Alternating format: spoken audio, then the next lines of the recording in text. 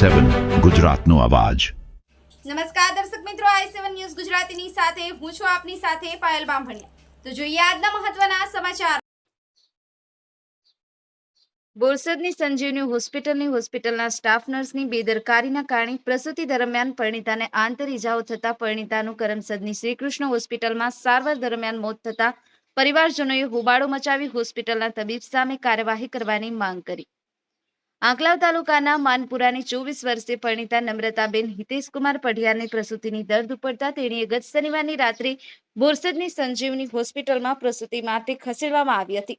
આ દરમિયાન ડોક્ટર મહેન્દ્ર પઢિયારની ગેરહાજરીમાં સ્ટાફ નર્સ દ્વારા પ્રસૂતિ માટે કાર્યવાહી કરવામાં આવતા પરિવારજનોના આક્ષેપ અનુસાર સ્ટાફ નર્સો દ્વારા પ્રસૂતિ માટે પરિણીતાના પેટ પર અસહ્ય પ્રેશર આપવામાં આવતા બાળકનો જન્મ થયો હતો, પરંતુ બાળકને ઈજાઓ પહોંચી હતી તેમજ પરિણીતાને ગર્ભાશયમાં આંતરિક ઈજાઓ થતા તેણીએ પુષ્કળ પ્રમાણમાં લોહી વહેવા માંડતા તેણીની તબિયત લથડી હતી। કરમસદ ખાતે શ્રીકૃષ્ણ હોસ્પિટલમાં પરિણીતાના પોસ્ટમોર્ટમ દરમિયાન પરિવારજનોએ હોબાળો મચાવ્યો હતો અને તબીબ ડોક્ટર મહેન્દ્ર પઢિયાર વિરુદ્ધ ગુનો નોંધવાની માંગ કરી હતી, જેથી ડીવાયએસપી એસબી કહાર અને આંકલાવ પોલીસ મથકનો સ્ટાફ હોસ્પિટલમાં દોડી ગયો હતો। તેઓએ નિષ્પક્ષ કાર્યવાહી કરવાની ખાતરી આપી હતી, તેમ છતાં પરિવારજનોએ ભારે હોબાળો મચાવ્યો હતો। Bureau chief Narendra Sharma, i7 News Gujarati, Anand. Neelam અમે ત્યાંથી એને દુઃખ ચાલુ થયું શનિવાર હજી કે અમે 22 તારીખે 3 વાગે એને દવાખાને લાવ્યા સંજીવની હોસ્પિટલમાં। તો આગળ એ લોકોએ એવું કીધું, ડૉક્ટર નહોતા ત્યારે, તે ડૉક્ટર આવવામાં 8 વાગે કે આવશે ક્યાં, તો પછી કે સોનોગ્રાફી કરશે, તો પછી કે કહેશે કે ડૉક્ટર, તો ડૉક્ટર આવ્યા તો સોનોગ્રાફી કરી, તો ડૉક્ટરે એવું કીધું બધું કમ્પ્લીટ છે, બાળક કમ્પ્લીટ છે, બધું જ મારી પેટમાં કમ્પ્લીટ છે ક્યાં। પછી એ લોકોએ 11નો ટાઈમ આપ્યો, પછી સિસ્ટરોએ ડાયરેક્ટ બોટલ ચાલુ કરી દીધી। બોટલ ચાલુ કરીને એમને 9 વાગે ડિલિવરી કરાવવા લઈ ગયા અને ત્યાં અંદર કોઈ જ નહોતું, ખાલી સિસ્ટરો એકલી જ હતી, ડૉક્ટર હાજર નહોતા।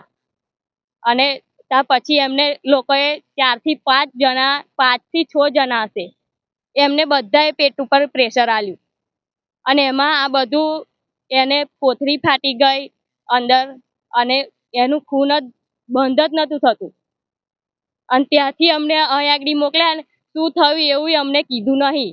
તો 108માં બેઠા ને તે એને ભણે નહોતું, તો એવું જ હોય ને એવું જ કશું ના હોય ને એવું જ હતું। અમારે અત્યારે માંગણી એ છે કે અમને ન્યાય આપો। આટલા બધા કેસ બન્યા છે તો કોઈને ન્યાય નહીં આપ્યો, તો આ બીજા બધા પબ્લિક જે અમાર કરતા પેલે હોય એમને પણ આ સમજણ પડવી જોઈએ કે ના, આ ડૉક્ટરોની બેદરકારી છે। મારું નામ છે કિશન, જે અત્યારે એડમિટ છે મારા ભાભી છે। કરમસદ મેડિકલ સંજીવની હોસ્પિટલના ડૉક્ટર અમને મૂકી ગયા છે 22 તારીખે લગભગ 12 વાગે કયા પૂછાવાના ને પછી અહીંયા આવ્યા પછી બ્લડિંગ જે હતું ત્યાંથી જ એ બંધ નહોતું થઈ શકતું। હવે અહીંયા આગળ અમને એવું લાગ્યું કે કોથળી ત્યાંથી ગર્ભાશય કંઈ ફાટી જ ગઈ હતી, તો અમને એમનું ઓપરેશન કર્યું, ત્યારે 53 બોટલ બ્લડ ચડાવ્યું। પછી એક દિવસ ગયો, એક રાત ગઈ, 4 વાગે ઓપરેશન પહેલું પત્યું, એક રાત ગઈ, બીજે દિવસ એવું કીધું કે પેટમાં બ્લડ ભેગું થાય છે, તો એમને એ ઓપરેશન કર્યું। એ ઓપરેશન કર્યા પછી બ્લડ બ્લડિંગ ચાલુ અત્યારે એ એવું કહે છે કે 153 કાં તો 120 બોટલ બ્લડ ગયું, બરાબર। તો એ બ્લડિંગ જે થયું જે ત્યાંથી સંજીવનીવાળા હોસ્પિટલમાંથી થયું એ અહીંયા પછી પણ સોલ્વ નહીં થઈ શક્યું, બરાબર। તો એ છે કે આ બ્લડ ચડ્યું ના ચડ્યું શું અમારી ગેરંટી? અમારે 4 થી 5 લાખ રૂપિયા થઈ શકે છે। છોકરો પણ સિરિયસ છે, બાળકને પણ મૂક્યું છે, 3 ડૉક્ટરનો એક જ છે, વિકલાંગ બાળક રહ્યા છે, બરાબર। હવે બાળક વિકલાંગ રહ્યા કે પાછળ એની નાની છોકરી છે, અમે એમ કહીએ છીએ કે અત્યારે અમને ન્યાય મળવો જોઈએ, ગમે તે થાય। અત્યારે કેસમાં પડીશું તો કંઈ થવાનું જ નથી, અમારો ધક્કા જ ખાવાના છે આખી જિંદગી। તો અત્યારે મને ન્યાય આપે, બસ, બીજી કઈ માગણી છે નહીં આમની જોડે।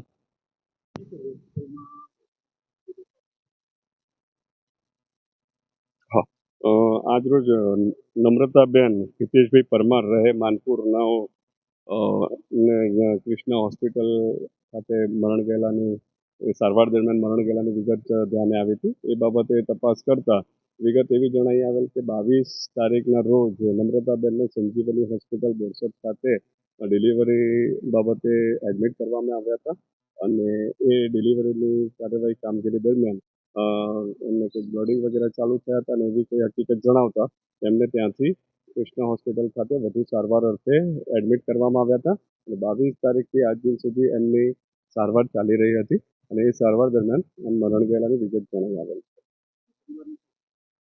પરિવારના આક્ષેપો એવા છે કે નમ્રતાબેનની સંજીવની હોસ્પિટલ ખાતે જે સારવાર ચાલતી હતી ડિલિવરીની બાબતની અને એ ડિલિવરી દરમિયાન ડૉક્ટર જે છે એ તેમના સ્ટાફ જે છે એમના દ્વારા બેદરકારી અને નિષ્કાળજી રાખવામાં આવેલી છે અને એ બેદરકારી અને નિષ્કાળજીના કારણે વધુ સારવાર હેઠળ એમને કૃષ્ણા હોસ્પિટલમાં લાવવામાં આવ્યા હતા અને એમની બેદરકારીના કારણે નિષ્કાળજીના કારણે આ મરણ થયેલાની વિગત ધ્યાને આવેલા છે એવા આક્ષેપો પરિવારજનોના છે. જે બાબતે તમામ મુદ્દાઓ પાસાઓ અને પરિવારજનોના જે આક્ષેપો છે એ તમામ આક્ષેપોની યોગ્ય તપાસ કરીને આગળ કાયદેસર કાર્યવાહી કરવામાં આવશે.